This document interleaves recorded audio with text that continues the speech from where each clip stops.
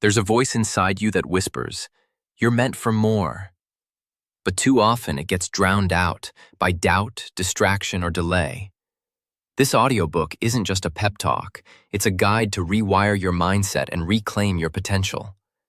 You won't just think like a winner, you'll start acting like one. If you've ever felt stuck, overlooked, or like you started too late, good. That's your fuel. Because starting today, you wake up to who you truly are, and that changes everything. Chapter 1. Wake up to your potential. It doesn't take a dramatic failure or rock-bottom moment to realize you're living below your potential. Sometimes it's quieter than that. It's the discomfort you feel scrolling through social media, watching others succeed while you're frozen. It's the frustration at night, when your day felt busy but meaningless. You sense you're meant for more, but it's buried beneath distraction, fear, or habit. That's where winners separate themselves. They don't wait for a breakdown. They wake up. They get intentional. They decide, this is not all I've got. Think about the last time you had an idea, a real one, something that lit you up. Maybe it was starting a business, running a marathon, changing careers, moving cities, writing a book, or just becoming the strongest version of yourself. And maybe you got excited, even started, but then life happened. You shelved the dream. You got busy. You told yourself, I'll start once things settle down. Here's the truth, things rarely settle. Winners don't wait for the perfect moment. They create momentum with imperfect action. You have potential. Not in a motivational poster way, in a real, measurable, untapped way. But potential without action is like a car with a full tank of fuel and no driver. It sits there, powerful but unused. To tap into your potential, you first have to believe it exists. That sounds obvious, but many people walk around believing more in their limits than their possibilities. That mindset is a cage. You weren't born with it, you adopted it through criticism, comparison, and conditioning.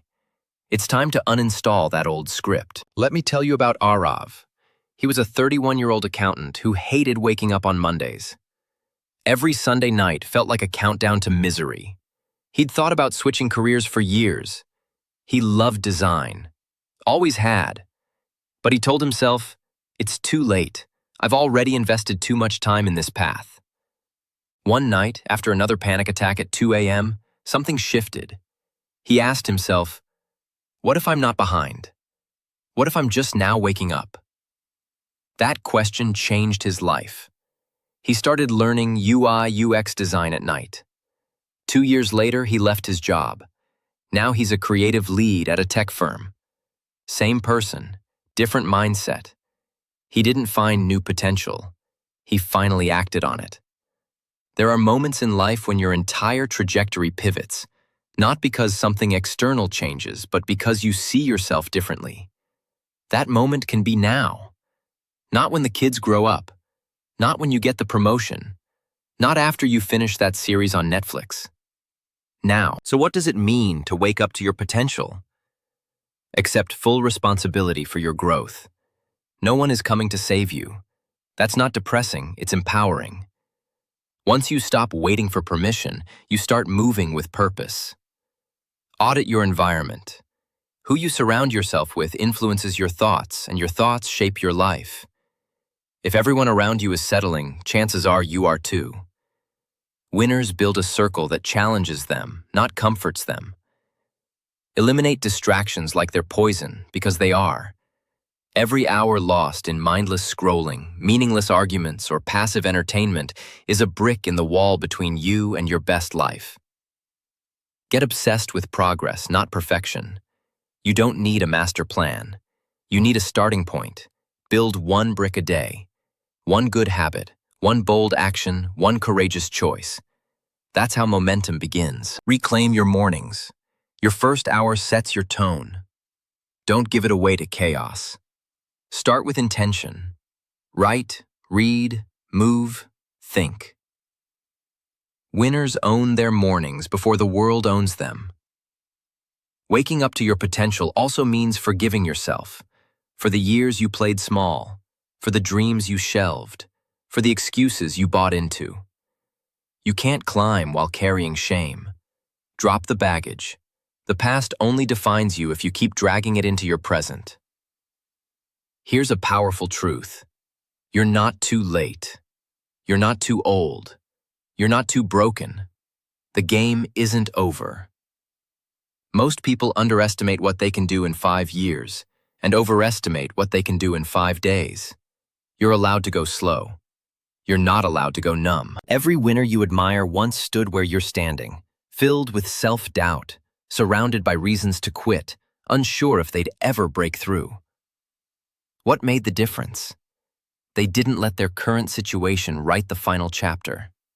They decided to wake up, show up, and build a new future, one disciplined, determined, courageous step at a time. You don't have to have it all figured out, but you do have to begin. Decide that today is different. Today, you don't scroll past inspiration, you act on it. You don't shrink back into comfort, you lean into growth. You don't wait for permission, you claim your potential. You are capable of more than you think. But capability means nothing without conviction. Potential means nothing without pursuit. This is your wake-up call. Not the soft kind, the bold kind. The kind that grabs you by the soul and says, "Let's go." Chapter 2. Break the chains of doubt. Let's be honest.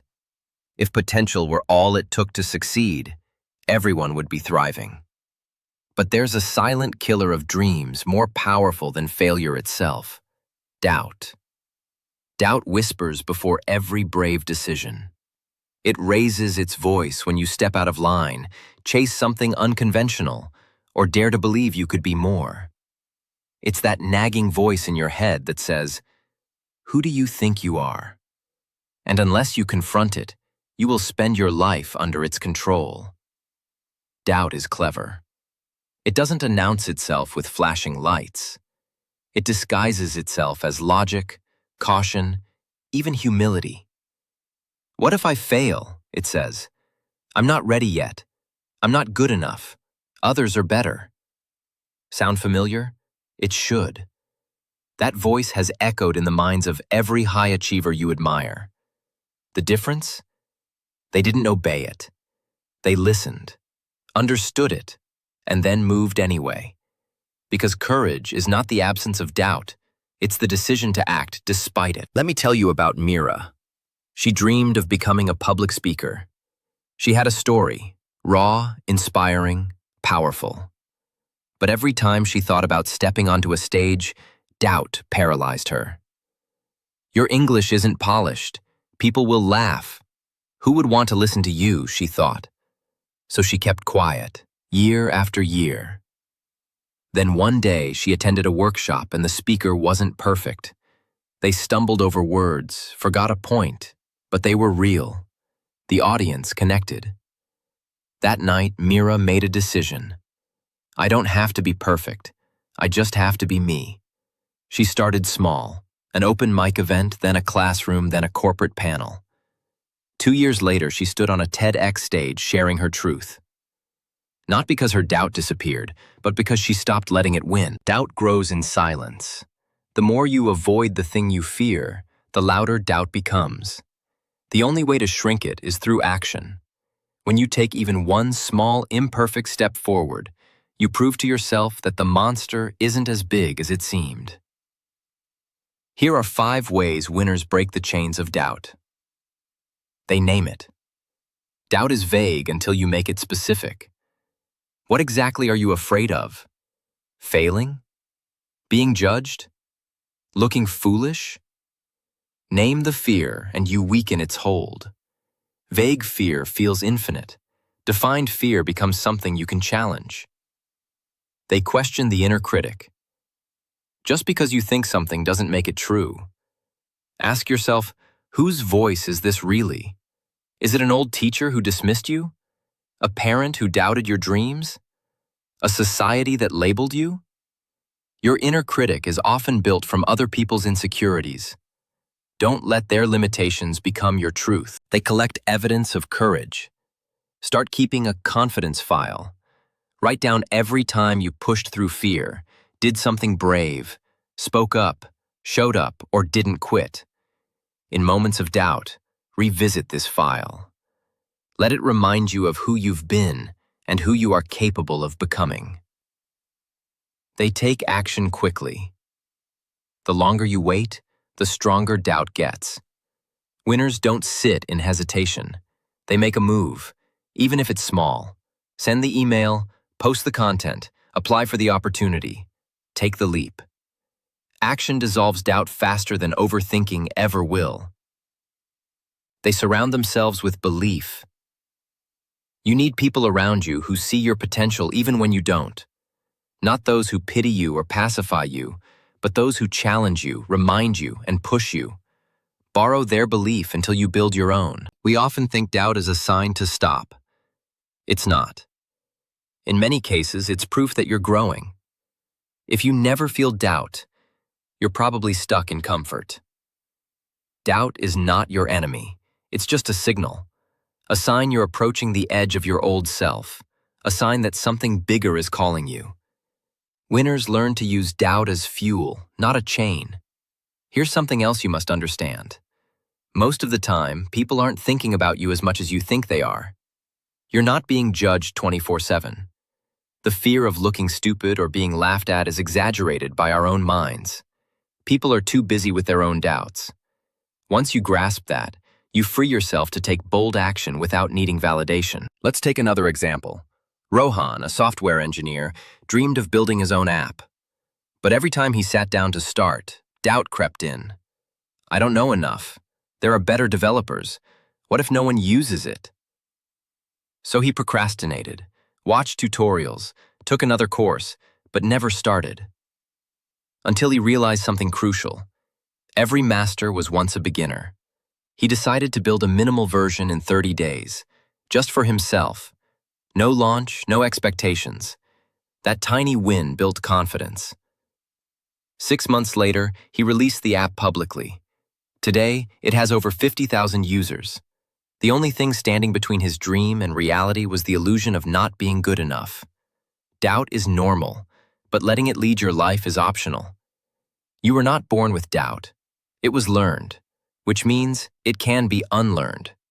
With every act of courage, you rewire your mind to believe in possibilities instead of problems. Here's the real question. What would your life look like if you didn't listen to doubt? If you took that course, launched that idea, spoke your truth, applied for that opportunity, got back up after failing, what would become possible? That version of you is already inside, trapped behind fear, waiting for you to unlock the door. So unlock it, because once you stop negotiating with doubt and start making decisions with faith, your world expands, confidence grows, action compounds, and you begin to see what was always true. You were never unworthy, just unconvinced. You are not too fragile to take bold action. You are not too flawed to dream big. You are powerful beyond measure. The world doesn't need your perfection. It needs your authenticity, your resilience, your courage. Doubt will knock on your door.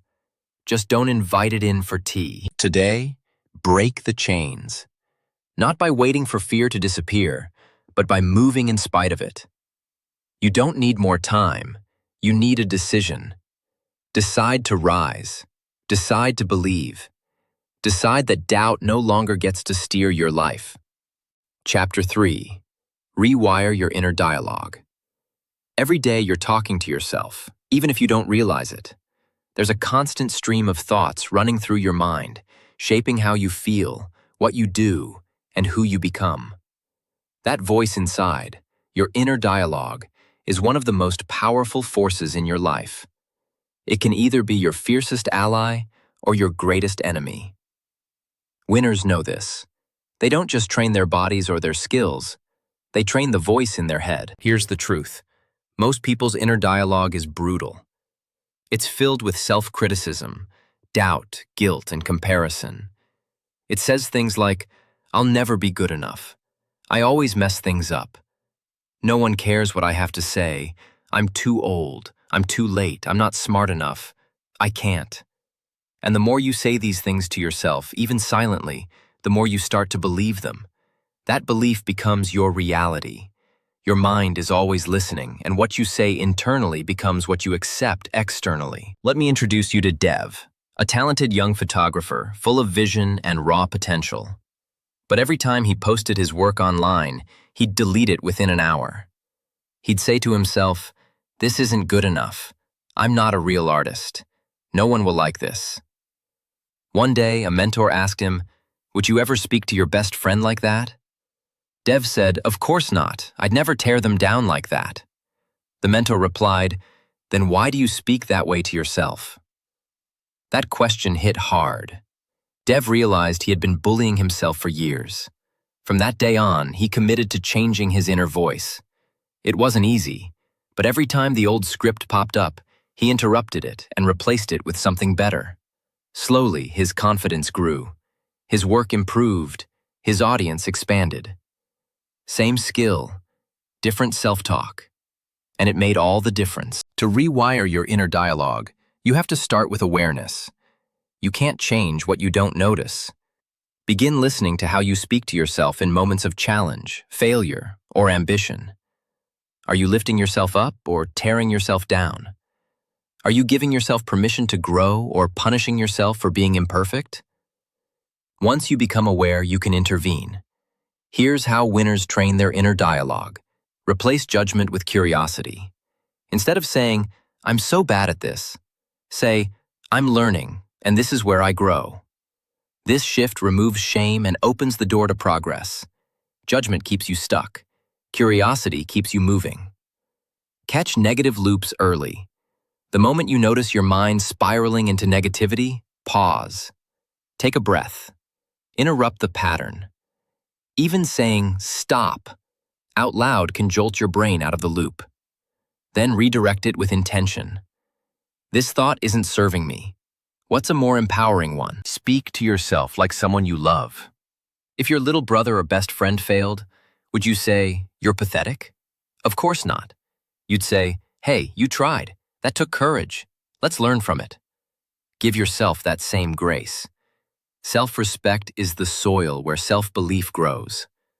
Create identity-based affirmations. Don't just affirm what you want, affirm who you are becoming. Say things like, "I am someone who shows up even when it's hard. I am a disciplined person. I am capable of leading, building, learning." These affirmations aren't about faking confidence. They're about training it. Make gratitude part of your internal script. Gratitude isn't just about feeling good. It rewires your brain to see opportunity instead of limitation. Start your mornings with 3 simple thoughts. I'm grateful for who I am. I'm grateful for where I'm going. I'm grateful for the challenges that shape me. Your inner dialogue becomes your outer results. You can have the best plan, tools, mentors, and opportunities, but if your mind is at war with itself, you will sabotage your progress. Winners know that success starts in the unseen battles, the thoughts you think when no one's watching. One of the most damaging habits is tying your identity to your mistakes. You fail once and you say, "I'm a failure." You get rejected and you think, "I'm unlovable." You forget something and you say, "I'm so stupid." Stop. A mistake is something you did. It is not who you are. Winners separate the event from their identity. They say, "That didn't work out," not, "I'm worthless." This distinction is everything. Let's look at Rima. She was a top student in school, but when she entered the real world, she faced rejection after rejection. She applied for jobs, pitched clients, launched a blog, but nothing stuck. The voice in her head said, "Maybe I peaked in college. Maybe I'm not cut out for this." That voice almost made her quit. But instead, she started journaling her thoughts daily. She'd write down every limiting belief and challenge it with evidence. Is this thought actually true, or just familiar? She trained herself to speak better, first on paper, then in her mind. Over time, her resilience skyrocketed. She didn't just build a career, she rebuilt her identity. Here's the key. You don't have to believe every thought that enters your mind. Your thoughts are suggestions, not commands. You can choose which ones to keep and which ones to replace. And the more you practice choosing empowering thoughts, the more natural they become.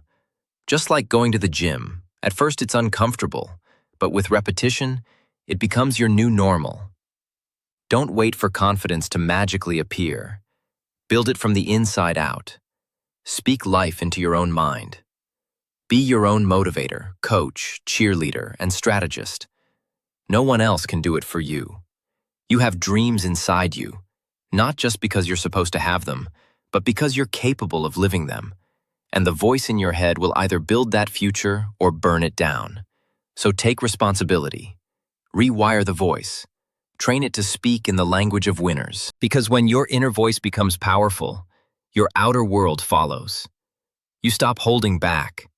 You stop apologizing for who you are. You stop settling. You start rising. Chapter 4. Set goals that light you up. There's a difference between goals that motivate you and goals that drain you.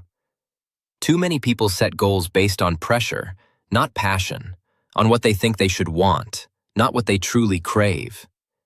They chase job titles, salaries, degrees, numbers on a scale, or likes on a post, hoping those external rewards will bring internal peace. But real winners know better. They don't just set goals, they set the right goals. The kind that light a fire in their soul. The kind that make them excited to get out of bed, not just obligated to show up. The problem isn't that people don't have goals. It's that their goals aren't aligned with who they really are. They choose safe goals, expected goals, goals that impress others but don't inspire themselves. That's why they burn out or give up halfway. Because discipline becomes sustainable only when it's powered by desire, not external approval, internal purpose. Let me tell you about Arjun. He followed the traditional path, engineering, then an MBA. Everyone told him it was smart, safe, respected. But deep down, he felt empty. He wasn't lazy, he worked hard, but it always felt forced. Until one day, on a solo trip in the mountains, he started journaling about what truly moved him. That's when he wrote, "I want to build something that gives people freedom." That single line shifted everything. He started learning about startups, financial education, and digital products. 2 years later, he quit his job and built a platform teaching people how to design their lives. Now, he works harder than ever, but it doesn't feel like a grind. It feels like alignment. He didn't change how he worked. He changed why he worked. To set goals that light you up, start with a question most people never ask. What do I want my life to feel like? Not just look like, but feel like. Peaceful, free, impactful, creative, energized? Your goals should be the bridge between your current life and that emotional reality. Here are the steps winners take to set goals that ignite their inner drive. Start with vision, not just targets. Don't begin with numbers. Begin with lifestyle. Ask yourself, if I had no fear, what would I pursue? What do I want my days to look like? Build goals around that vision, not around fear or social validation. Choose goals that reflect your values, not your insecurities. A goal based on proving people wrong or impressing others might fuel short-term hustle, but it rarely sustains long-term fulfillment. Set goals that come from love, not lack. Make them specific and meaningful. Get healthy is vague. Run a 10K by November to prove to myself I can finish what I start. That's powerful. Earn more money is generic. Save 5 lakh hopes this year so I can take my parents on their first international trip. That hits different. The more personal your goal, the more powerful your motivation. Break them into micro wins. Winners don't just aim big, they build small. A big goal can overwhelm you if it feels too distant. Break it down into clear, achievable milestones. Every small win becomes a confidence deposit. Attach your goals to identity. Don't just say, I want to write a book. Say, I'm a disciplined storyteller who writes daily. When your goal becomes part of who you are, not just what you do, it sticks. Action flows more easily from identity than from obligation. The most powerful goals are the ones that call you to become someone new. They stretch you, challenge you, scare you a little, but excite you more. That's how you know you're onto something real. And here's something most people don't talk about. You're allowed to change your goals. Growth means evolution. Just because something lit you up 3 years ago doesn't mean it still fits today. Winners don't cling to outdated goals out of ego. They pivot with purpose. They ask themselves, does this still serve me? Does this still excite me? If not, they recalibrate. Let's talk about failure too. Setting bold goals means you will stumble. You will miss deadlines. You'll have off days. But that's not failure. That's feedback. Winners don't use mistakes as proof they're not good enough. They use them as data. They refine their process without redefining their worth. Take the story of Fatima, a single mom who dreamed of becoming a fitness coach. She set a goal to get certified within a year. But life kept interrupting. Sick days, bills, burnout. She could have quit. Instead, she adjusted her timeline. She didn't change the dream, she changed the pace.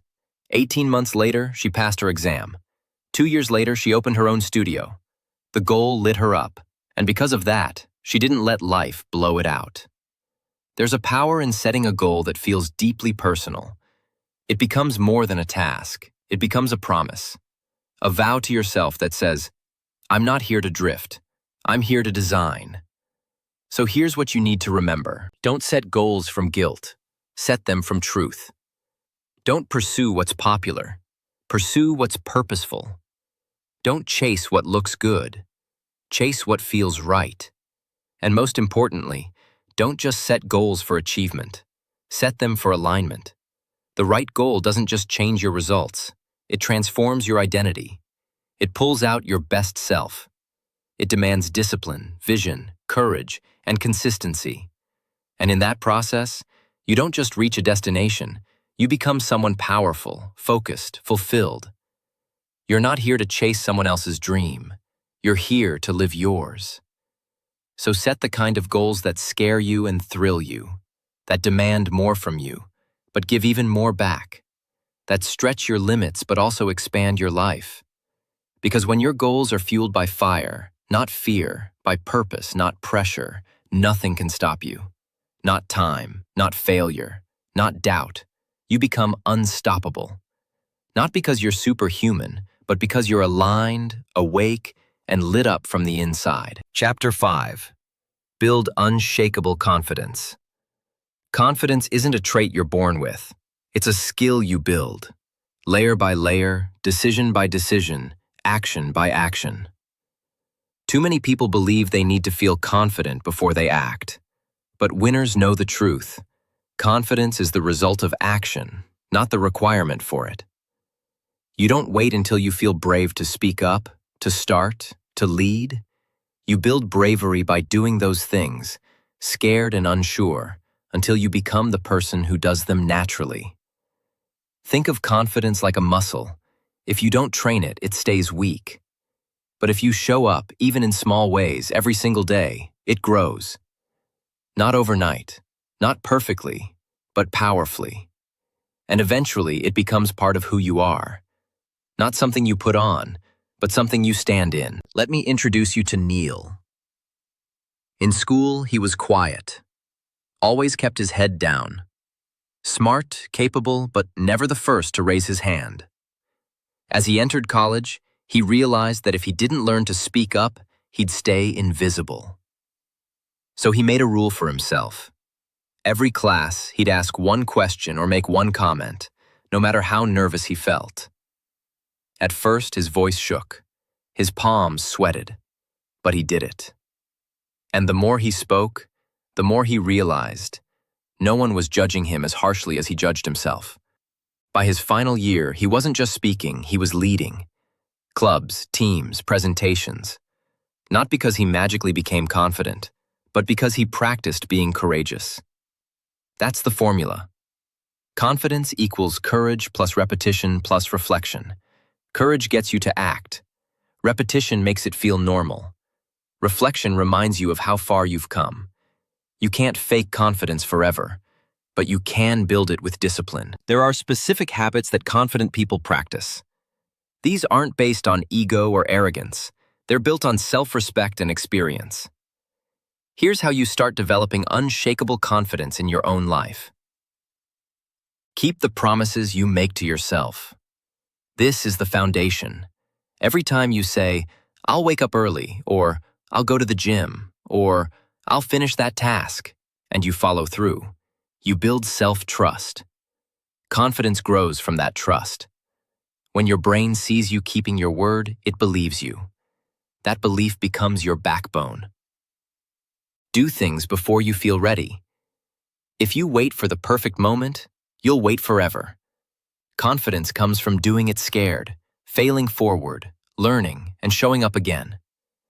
Every time you act in spite of fear, you teach your brain, "I'm the kind of person who moves forward anyway." Speak well to yourself.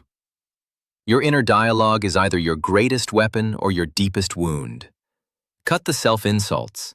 Stop saying, "I'm so bad at this," or "I'm such an idiot." Speak to yourself like you would to someone you love. Confidence isn't built in toxic soil. It needs positive, powerful language to grow. Carry yourself with intention. Your body teaches your brain how to feel. Shoulders back, eyes up, breathe deep, move with purpose, even if you feel nervous inside. This isn't about faking confidence. It's about signaling safety and power to your nervous system. Winners know. How you carry yourself affects how you see yourself. Celebrate your small wins. Don't wait until you hit a big milestone to feel proud. Every step forward matters. Finished the workout, showed up early, spoke your mind in a meeting? Celebrate that. These are not small moments. They're deposits in your confidence account. Surround yourself with growth-minded people. Confidence is contagious. When you're around people who believe in themselves and in you, it elevates your standard. You start to see what's possible. You begin to mirror their mindset, and you stop apologizing for wanting more. Now let's get something straight. Confident people still have fear. They still mess up. They still doubt. But they don't live in those emotions. They move through them. The difference is, they've trained their minds not to take failure personally. They see it as a step, not a verdict. Take Ria, for example. She wanted to start a YouTube channel, but every time she tried, she froze. What if I look stupid? What if people judge me? After months of hesitation, she gave herself one rule: publish one video a week, no matter what. The first videos were awkward. She cringed watching them, but she kept going, week after week. By the 20th video, her editing got sharper, her presence improved, her audience started growing. And more importantly, her confidence skyrocketed. She didn't wait to feel confident. She earned it through consistency. Confidence isn't loud. It doesn't always walk into a room demanding attention. Sometimes, it's quiet and grounded. It's the calm belief that you can figure things out, that you can handle what's ahead, that you're not defined by failure or fear. You don't need to be fearless. You just need to be faithful to your growth. And here's what you must understand. Unshakable confidence isn't built in comfort. It's forged in friction. In the hard conversations, the risky decisions, the moments where you feel exposed. But instead of shrinking, you choose to rise. That's where real confidence lives. You'll have setbacks, you'll make mistakes, people will criticize. But when you've built confidence from the inside, none of that can break you. Because you know who you are. You've tested yourself. You've seen yourself show up, even when it was hard. That kind of confidence? It doesn't come from followers or praise. It comes from ownership. You own your effort. You own your growth. You own your energy. That's what makes it unshakable. So ask yourself, where can I start proving to myself that I'm capable? What's one thing I've been avoiding because I don't feel ready? What promise can I keep today, just to build that self-trust? Confidence is a result. It's the byproduct of brave action. It's not gifted, it's earned.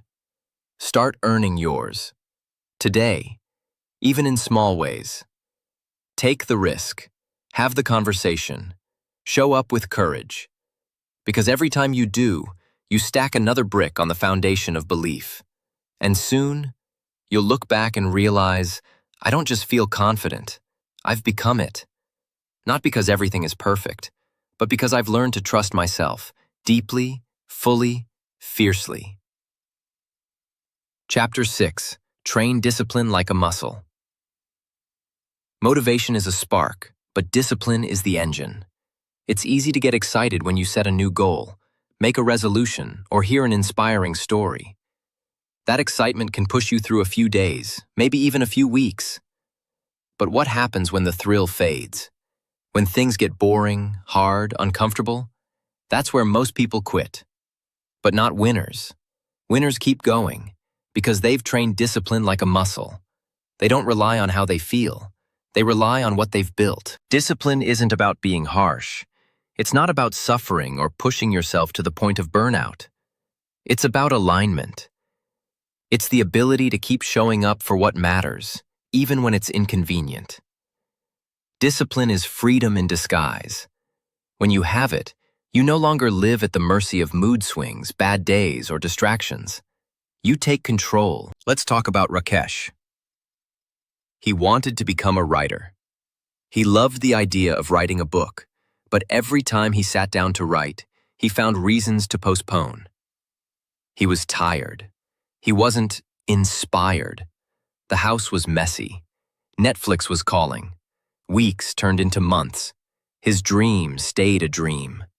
One day, he came across this idea. Discipline is doing it whether you feel like it or not. That hit him. He decided to write 500 words a day, no matter what. Good words or bad words didn't matter, just 500. Some days the words flowed. Other days, they didn't. But he kept going. 1 year later, he had his first published book. Not because he was more talented, but because he was more disciplined. That's the secret. You don't rise to the level of your goals. You fall to the level of your systems. And discipline is your system for showing up even when life tries to pull you away. To build unshakable discipline, start with these principles. Start small, stay consistent. The mistake most people make is trying to change everything overnight. They overhaul their entire routine, go extreme, and burn out. Discipline doesn't start with big leaps. It starts with small, repeatable steps. Want to wake up earlier? Start with 15 minutes earlier, not 2 hours. Want to work out? Begin with 10 minutes a day. Let consistency create the foundation. Once it's automatic, you scale it. Schedule everything. Winners don't leave discipline to chance. They don't hope they'll find time to work on their craft or goals. They schedule it, like a non-negotiable meeting. Block time on your calendar. Treat it like a commitment, not a suggestion. Remove friction. Make doing the right thing easier than doing the wrong thing. Want to work out in the morning? Lay out your clothes the night before. Want to eat healthier? Prep your meals in advance. Want to write more?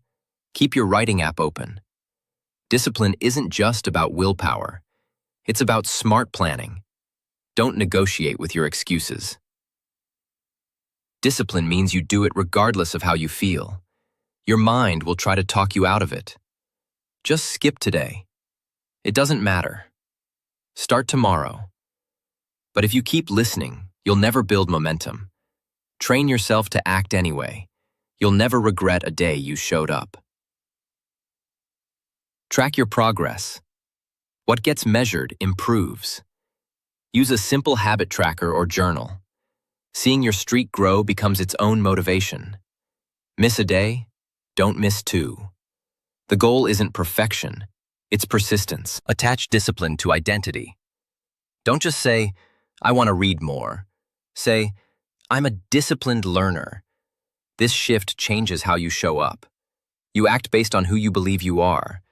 The more you live in alignment with that identity, the more it becomes real. Now here's something you must accept.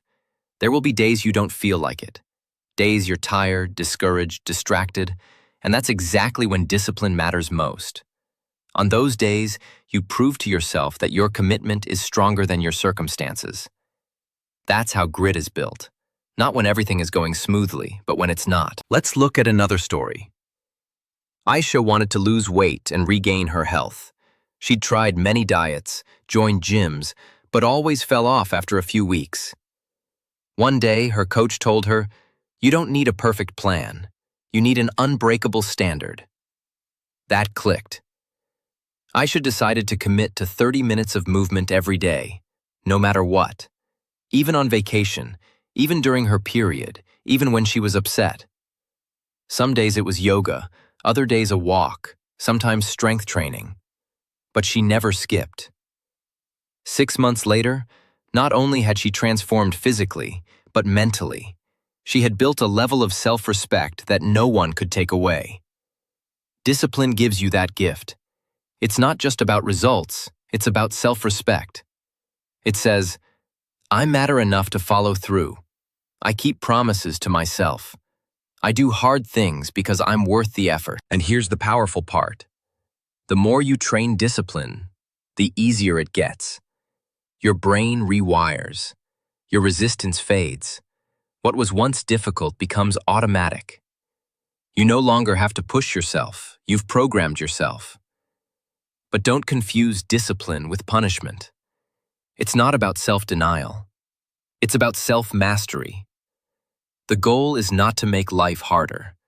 The goal is to make your dreams non-negotiable. So how do you begin? Choose one area of your life where you're lacking consistency.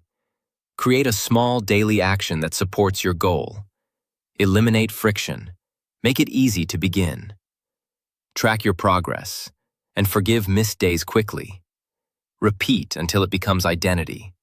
The winners you admire, they don't have more time or energy than you. They've just trained their discipline like a muscle. They've shown up when others quit.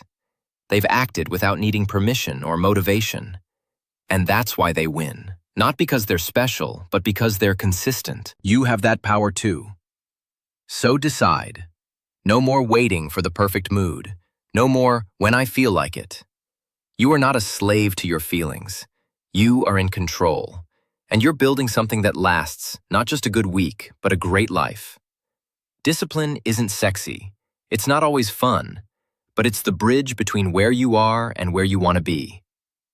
Every time you choose discipline over distraction, you cast a vote for the person you're becoming. And that person? Focused, fierce, unstoppable. Chapter 7. Fail forward with power failure. The word alone makes most people flinch. We're taught from a young age to avoid it, to fear it, to hide it. Get it wrong and you're labeled. Mess up and you're embarrassed. But here's what winners know. Failure is not the opposite of success. It's the pathway to it. You can't grow without stumbling. You can't build without breaking. Every success story you admire is stitched together with failure behind the scenes. The difference is how you respond. Most people hit failure and retreat. Winners hit failure and rise. They fail forward, with power, with intention, with insight. They treat failure like a mentor, not a monster. Think about this. The first time you tried to walk, you fell. Repeatedly. Hundreds of times. But you didn't label yourself a failure. You didn't stop trying. Why? Because you were wired to learn through action, not perfection. Somewhere along the way, though, you were taught that failure was shameful. That if you didn't succeed on the first try, something was wrong with you. That belief is poison. Let me tell you about Kabir. He launched 3 businesses before one succeeded. The first one failed because he didn't research the market. The second failed because he trusted the wrong partners. The third struggled, but finally caught momentum. Today, it's a thriving tech firm. But here's the key. The lessons that made the third business work didn't come from books or mentors. They came from failure. Painful, frustrating, costly failure. He didn't enjoy it, but he used it. He took notes. He changed his strategy. He adjusted his mindset, and he kept going. That's failing forward. You have two choices when you fail: collapse or calibrate. One makes you smaller, the other makes you smarter. Here's how winners fail forward. They separate identity from outcome. Just because you failed doesn't mean you are a failure. Winners never tie their worth to their wins or losses. They say, "This didn't work," not "I'm worthless." That mindset frees them to try again. They extract the lesson. Every failure has a feedback loop. Winners always ask, "What is this trying to teach me?" They look for patterns. Was it poor planning? Weak execution? A misaligned goal? They don't avoid the pain. They mine it for wisdom. They don't lose momentum. After a failure, the average person shuts down for weeks or quits entirely. Winners take a short breath, process the hit, and get moving again. Fast. They know that hesitation breeds fear, but action restores confidence. They normalize rejection. Every great artist, athlete, creator, and leader has been rejected. Over and over. Not because they weren't good, but because rejection is part of the journey. Winners stop taking it personally. They understand. Rejection isn't a signal to stop. It's often proof you're aiming high enough. They talk about their failures openly. Hiding failure gives it power. Sharing failure gives it perspective. Winners don't fake perfection. They own their missteps and share them, because they know others are failing too. And silence only feeds shame. Let's look at a real-world example. Priya, a medical student, failed her entrance exam twice. The first time, she cried for days. The second time, she nearly gave up. But after a moment of deep reflection, she said to herself, "I'm not failing, I'm refining." She changed her study methods, hired a tutor, created a better schedule. The third time, she passed, with top marks. What changed wasn't her IQ. It was her ability to handle failure with strength, not shame. Here's something you need to burn into your mindset. Failure is part of excellence. You can't become great by avoiding mistakes. You become great by learning faster than most people quit. Each failed attempt teaches you something no success ever could. And here's another truth. Fear of failure is often worse than failure itself. The anxiety, the overthinking, the self-doubt, it paralyzes you before anything even happens. But when you actually fail, you realize you survived. You're still standing. And you're wiser now. That's why failing forward builds inner power. It toughens your mindset. It trains your nervous system. You stop flinching at adversity and start leaning into it. And that resilience, that grit, that's what winners are really made of. But don't confuse failing forward with being reckless. Winners don't seek failure. They don't repeat the same mistakes. They study, prepare, and adapt. Failing forward isn't about glorifying defeat. It's about transforming it. Here's a process you can use the next time failure hits. Step 1. Pause and breathe. Emotional reactions blur clarity. Give yourself space to respond, not react. Step 2. Review with honesty. What went wrong? What did you control? What could you have done better? Step 3. Extract lessons. Write down the takeaways. Don't just feel it, record it. Step 4. Adjust the plan. Tweak your strategy. Shift your approach. Refine your system. Step 5. Re-engage quickly. Take the next step, even if it's small. Keep the gears moving. Remember, no one who built something great did it without setbacks. Steve Jobs got fired from his own company. Oprah was told she wasn't fit for TV. Michael Jordan was cut from his high school basketball team. The common thread? They failed forward. So what about you? What failure have you been running from? What idea, goal, or risk have you avoided because you're scared it might not work? What if you reframed that fear as fuel? What if failure wasn't the enemy, but the instructor? Start believing this. If you're failing, you're trying. And if you're trying, you're growing. The only true failure is giving up on yourself. Everything else is feedback. You're not here to play it safe. You're here to build resilience, to push through discomfort, to get back up every single time. Because when you learn how to fail forward, no setback can stop you. You become stronger, sharper, and more unstoppable with every misstep. And soon, you'll look back and realize the road you thought was filled with failure was actually the path to everything you wanted. Chapter 8. Surround yourself with winners. You've probably heard the saying, "You're the average of the 5 people you spend the most time with." It sounds like a cliché until you feel its truth in your life. The people around you shape your standards, your beliefs, your habits, and your vision for what's possible. If your environment is filled with doubt, excuses, and mediocrity, you'll unconsciously absorb that energy. But if you're surrounded by ambition, resilience, and excellence, it pulls you higher, whether you realize it or not. Winners don't build their mindset in isolation. They curate their circle with intention. They protect their energy like it's their greatest asset, because it is. Think about this. When you share a big dream with someone, what's their first response? Do they lean in with curiosity, asking how they can support you?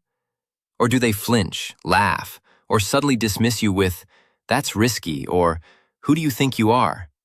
That reaction matters more than you think.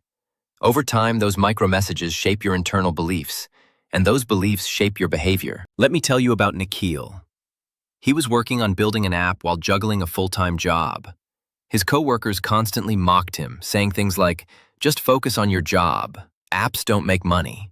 Or, "You really think you're the next big tech founder?" For a while, he started believing them.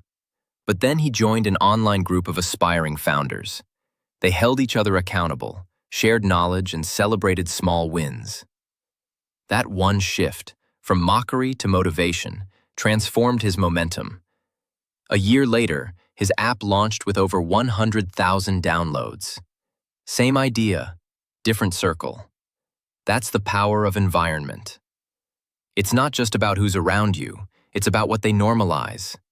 If everyone in your circle skips workouts, complains constantly, and avoids risk, that becomes your new baseline. But if everyone in your circle reads daily, sets goals, and takes bold action, that becomes your baseline too. Winners don't accidentally find great circles, they build them. Here's how. Audit your current circle. Be brutally honest. Who around you lifts your vision, challenges your laziness, and celebrates your wins? Who drains your energy, plants seeds of doubt, or keeps you stuck? You don't need to cut everyone off, but you do need to create distance from those who pull you down more than they lift you up. Seek proximity to excellence. You don't need to be best friends with millionaires, authors, or athletes. But you can listen to their podcasts, read their books, join their communities, attend their events. Proximity is power, even if it's virtual. Consume content that expands your thinking, not shrinks it. Build with people who are climbing. You don't need to find the top 1%. You need to find the 10% who are growing. People who want more. People who wake up with fire. People who are building, not blaming. Growth-minded peers will push you further than most mentors. Create value before asking for it. Don't just network to get. Network to give. Share ideas. Celebrate others. Be the energy you want to attract. Winners respect people who show up with value, not just ambition. Protect your energy like it's sacred. Not everyone deserves access to your time or headspace. If someone constantly gossips, complains, or doubts your dreams, limit your exposure. You can be kind and still set boundaries. There's a deep psychological truth here. Humans crave belonging. We want to feel seen, accepted, and understood. But too many people settle for low-energy circles just to feel included. Don't trade your future for temporary approval. Find a circle that doesn't just accept you, they activate you. Here's a powerful mindset shift. If you can't find your tribe, become it. Be the person who starts the accountability group. Be the friend who sends the morning motivation text. Be the one who says, "Let's get after it," when everyone else is saying, "Let's just chill." Leaders don't wait for a great environment. They create it. Winners understand that iron sharpens iron. Being around excellence makes you uncomfortable at first, and that's a good sign. Growth lives at the edge of discomfort. Surrounding yourself with people who are smarter, stronger, or further ahead isn't intimidating. It's inspiring. Let their energy challenge you. Let their standards raise yours. Let's look at a quick example. Ria was a freelance writer, stuck at the same income level for years. Then she joined a mastermind group of high-performing entrepreneurs. Suddenly, her conversations changed. Her goals changed. Her strategy changed. In 12 months, her income doubled. Why? Because being around winners shifted her thinking from, "What if I fail?" to, "What if I play bigger?" And here's the deeper truth. When you level up your circle, you don't just gain support, you gain identity. You stop saying, "I hope I make it," and start thinking, "This is who I am now." Identity is contagious. Surround yourself with people who see the winner in you, even when you forget it yourself. So ask yourself, who challenges you to grow? Who believes in your potential, not just your past? Who would you call after a win or a loss? If your list is short, that's okay. Most people don't start with a winning circle, but you can build one brick by brick. Start showing up where winners gather. Start investing your time where ambition thrives. And most importantly, start becoming the kind of person winners want to be around. Chapter 9. Stay hungry, stay humble.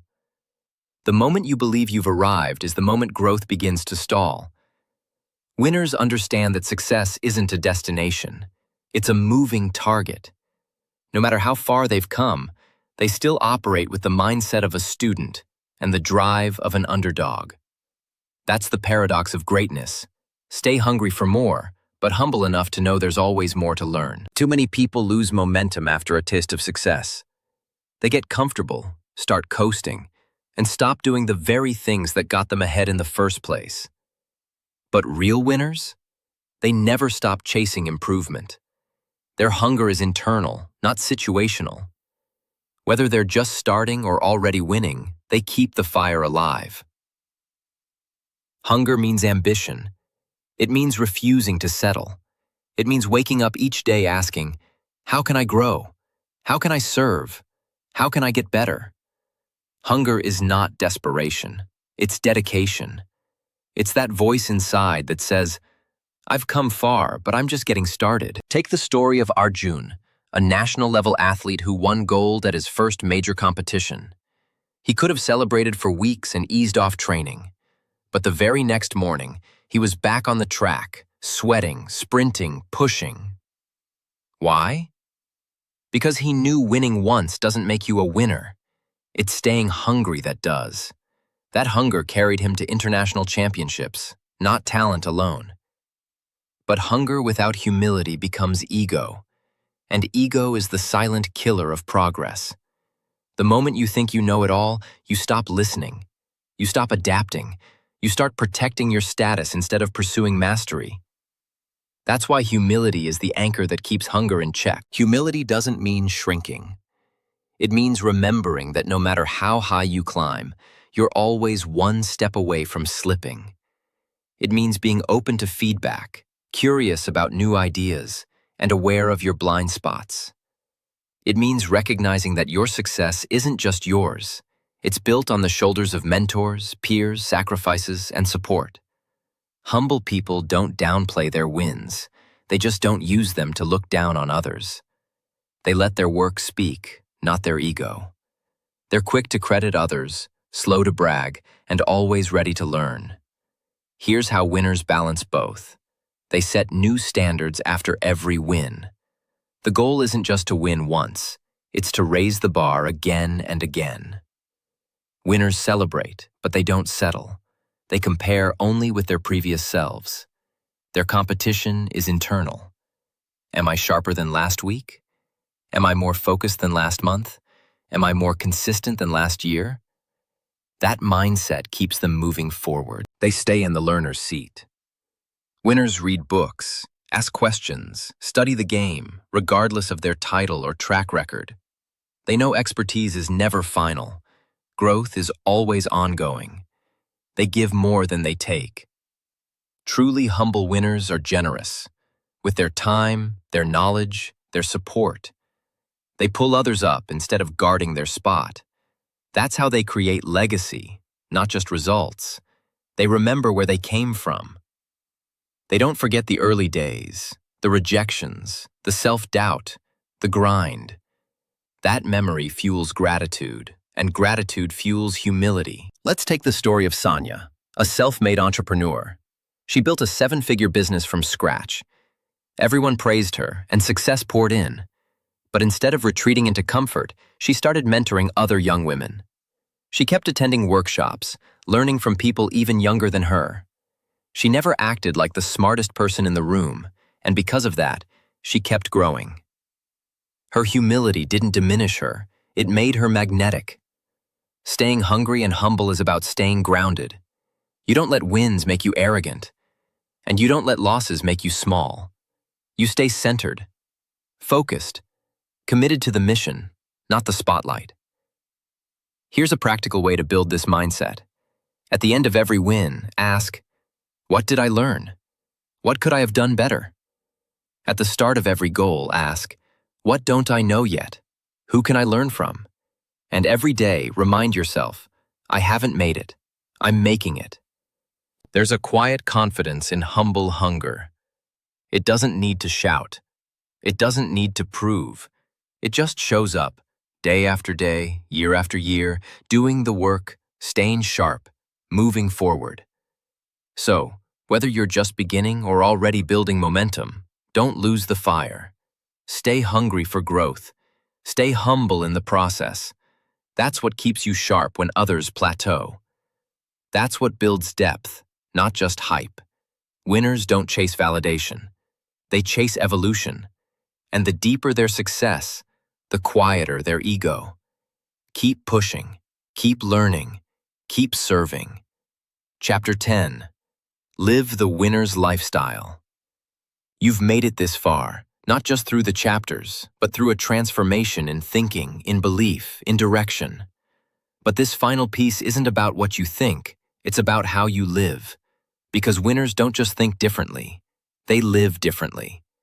Every single day. Not occasionally, not when they're motivated, consistently. The winner's lifestyle is built on habits, values, structure, and intention. It's not about being rich or famous. It's about showing up powerfully in your own life every day. It's about living in alignment with the person you're becoming, not the version you're trying to leave behind. Let's be clear. Mindset without action is potential wasted. Knowledge without lifestyle is momentum lost. And clarity without consistency is a dream that fades. That's why this final chapter is about embedding everything you've learned into how you live. A winner's lifestyle begins before the sun rises. Not because waking up early is trendy, but because the quiet hours hold power. In that space, you're not reacting to the world, you're designing your day. That's where intention is born. Successful people, regardless of their background, protect their mornings like sacred time. They don't reach for their phones. They reach for clarity. They reflect. They move their bodies. They set their intentions. Even 30 minutes of solitude, movement, and planning can set the tone for a day of progress instead of distraction. But lifestyle isn't just about mornings. It's about rhythm. Winners build systems, not just spurts of effort. They don't rely on motivation. They rely on structure. Here's what that lifestyle often includes. Daily non-negotiables. These are your anchors. A short workout, 20 minutes of reading, planning your top 3 tasks. Whatever grounds you in your best self, make it non-negotiable. When life gets chaotic, these habits keep you centered. High standards for energy. Winners treat their energy like currency. They eat to fuel, not just to indulge. They move daily, even if it's a walk. They sleep like it's a priority, not an afterthought. Because they know tired minds make lazy choices. Clear boundaries. Time is not just money, it's life. Winners say no often. They batch their tasks. They protect their deep work hours. And they don't apologize for guarding their peace. If something doesn't serve their growth, they let it go. Accountability systems. Goals without accountability are just good intentions. Winners track their progress. They review their weeks. They reflect monthly. They measure what matters because what gets measured improves. Growth environments. Whether it's a mentor, a mastermind, a community, or even an inspiring podcast, winners surround themselves with energy that uplifts. They choose to live in spaces where excellence is the norm, not the exception. Service and gratitude. Winning isn't just about achieving, it's about becoming. And real winners remember to give back. They practice gratitude daily. They contribute. They lead with purpose, not just ambition. That's how they find fulfillment, not just success. Let me give you a real example. Sahil was a mid-level manager working 9 to 6. He had big dreams but no systems. He would start strong every Monday, lose momentum by Thursday, and burn out by the weekend. When he finally decided to build a lifestyle around his goals, everything changed.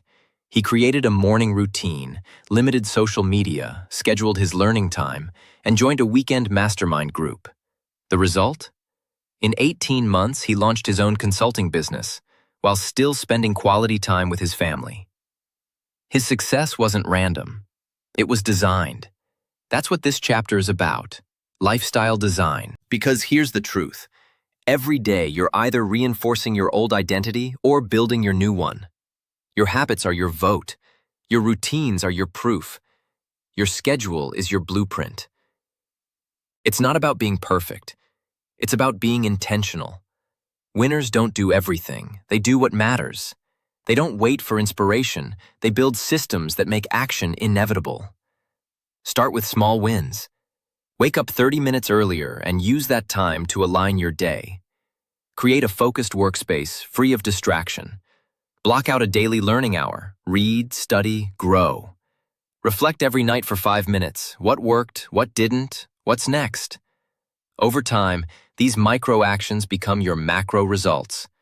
And most importantly, winners make this lifestyle sustainable. It's not about hustle for 90 days. It's about momentum for life. That means rest isn't laziness, it's strategy. Play isn't waste, it's fuel.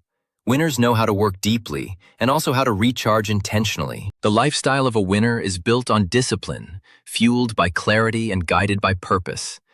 It's not glamorous, it's not always exciting, but it's powerful. It creates a foundation so strong that even when life gets hard, and it will, you won't fall apart. You'll adjust, adapt, and keep going. So, ask yourself, is how I'm living aligned with who I want to become? If not, redesign. Because your future isn't built in the future, it's built in the routines you repeat today. This is how you become a winner. Not by waiting for a breakthrough, but by living the habits that create one. Not by hoping for motivation, but by setting up systems that don't rely on it. And remember this, you don't have to overhaul your life overnight. Start with one shift, one habit, one decision, then stack, then sustain, then elevate. This is the winner's lifestyle, not a phase, not a challenge, not a trend.